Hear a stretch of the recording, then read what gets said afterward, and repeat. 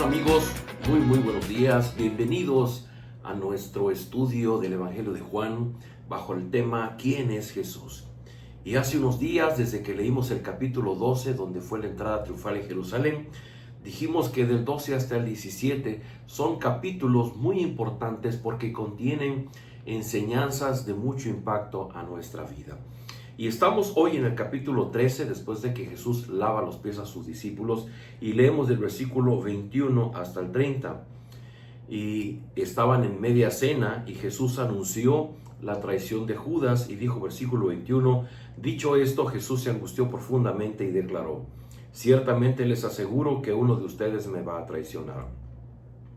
Los discípulos se miraban unos a otros sin saber a cuál de ellos se refería. Uno de ellos, el discípulo a quien Jesús amaba, estaba a su lado. Simón Pedro le hizo señas a ese discípulo y le dijo, pregúntale a quién se refiere. Señor, ¿quién es? Le preguntó reclinándose sobre Jesús. Aquel a quien yo le dé este pedazo de pan que voy a mojar en el plato, le contestó Jesús. Acto seguido mojó el pedazo de pan y se lo dio a Judas Iscariote, hijo de Simón. Tan pronto como Judas tomó el pan, Satanás entró en él. Lo que vas a hacer, hazlo pronto, le dijo Jesús.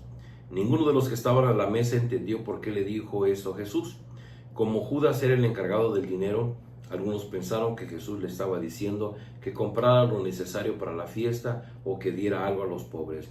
En cuanto Judas tomó el pan, salió de allí, ya era de noche. Este pasaje que pareciera ser tan sencillo en esta narrativa de Jesús rumbo a la cruz, aparece este pasaje que bien pudo haber sido omitido por el evangelista, pero lo quiso relatar.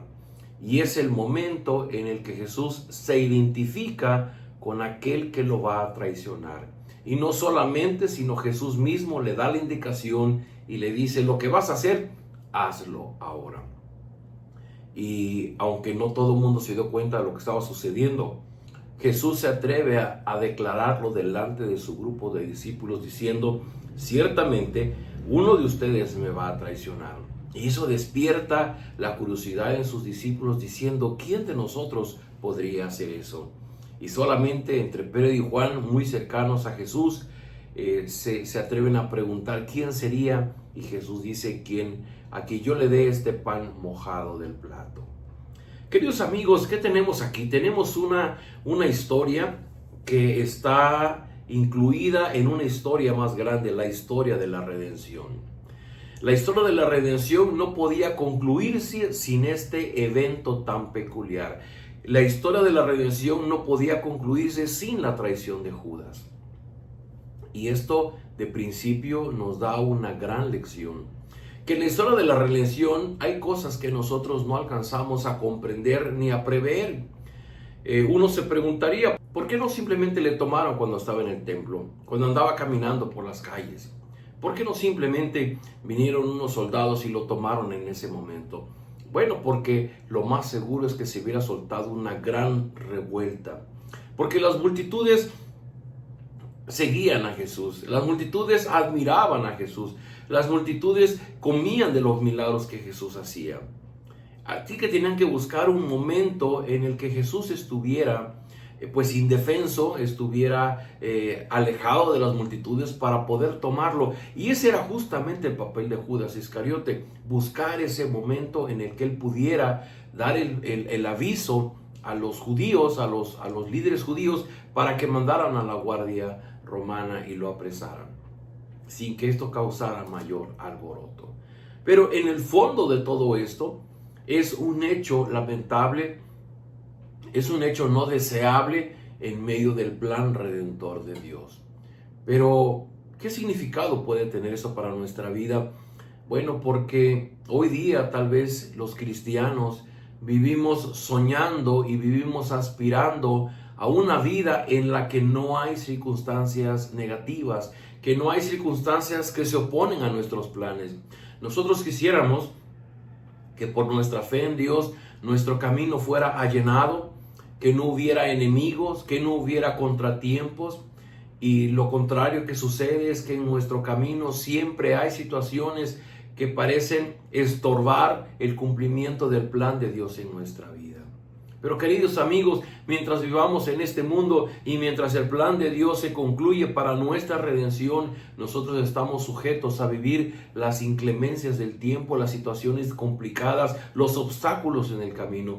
Nosotros quisiéramos que Dios en su poder y en su amor con nosotros limpiara nuestro camino, que no hubiera enemigos, que no hubiera circunstancias difíciles, para que nosotros podamos estar felices y dichosos.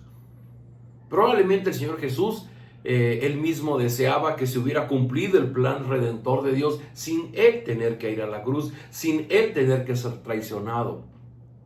Pero esto era parte de un plan. Queridos amigos, de igual manera, cuando el Señor Jesús le dijo a sus discípulos más tarde, lo vamos a leer en el Evangelio de Juan, en el mundo tendréis aflicción. Habla de estos contratiempos, habla de esas situaciones adversas que nosotros no quisiésemos que hubieran, que por nosotros quisiésemos tener un camino allanado, un camino libre de obstáculos. Pero no, en el camino vamos a encontrar momentos de crisis, momentos de adversidad, momentos de enfermedad, momentos de traición, momentos de amenaza, aún a nuestra propia vida. Pero todo eso es parte del plan de Dios, porque en medio del plan, ese plan de Dios, Dios va a cumplir su voluntad perfecta y santa para cada uno de nosotros y conforme a su plan redentor. ¿Qué es lo importante? Lo importante es de qué manera nuestra mirada y nuestra confianza está puesta en la persona de Jesús para que nosotros podamos permanecer fieles.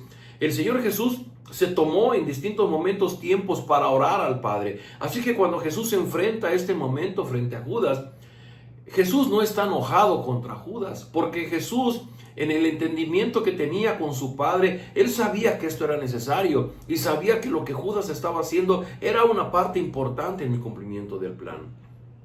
Así que Jesús no está enojado contra Judas, simplemente hasta Jesús comparte el pan de la cena con él y simplemente le dice: lo que tienes que hacer, pues hazlo pronto. Porque Jesús sabe que es parte del plan, porque Jesús sabe que es necesario. Y no es que nosotros le demos la bienvenida a la adversidad o a las crisis en nuestra vida, sino que simplemente nuestra perspectiva tiene que ser diferente. Tenemos que comprender que mientras estemos en este mundo vamos a sufrir diferentes tipos de aflicciones. Pero en lugar de enojarnos con las otras personas que interfieren en nuestros planes, tenemos que verlo con la mirada como lo ve el Señor Jesús. Una mirada puesta en la eternidad, una mirada puesta en nuestra relación con Dios, una mirada puesta en el cumplimiento del plan redentor para nosotros. Y en medio de las adversidades y de los problemas que podemos vivirlo con la mirada puesta en Jesús, sabiendo que todo esto es parte de un plan, pero que el plan se va a cumplir. El plan no va a fracasar. Nadie va a hacer algo que esté fuera de la voluntad de Dios. Y lo más importante es lo que provoca en nosotros, en nuestra convicción, en nuestra seguridad, en nuestra experiencia de saber que Dios está con nosotros. ¿De qué otra manera pudieron los discípulos admirar y conocer el poder de Jesús frente a la tempestad en el mar de Galilea cuando estuvieron allí?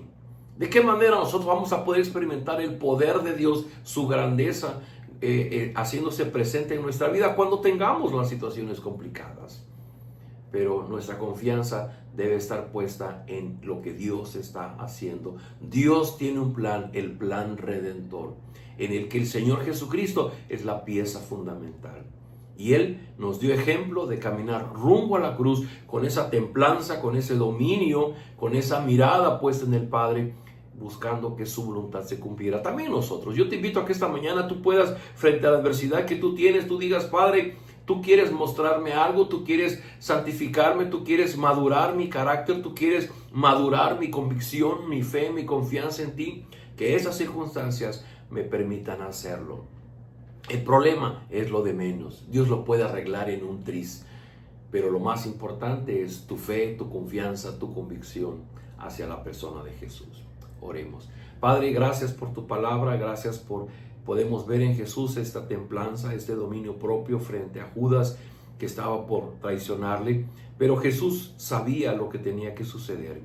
Gracias, Padre, porque nos hace pensar en que también nosotros vivimos circunstancias muy difíciles, pero Se nos llama a vivir con ese dominio propio, con esa templanza frente a la adversidad, sabiendo que tú estás en control y que todo sirve a tus planes.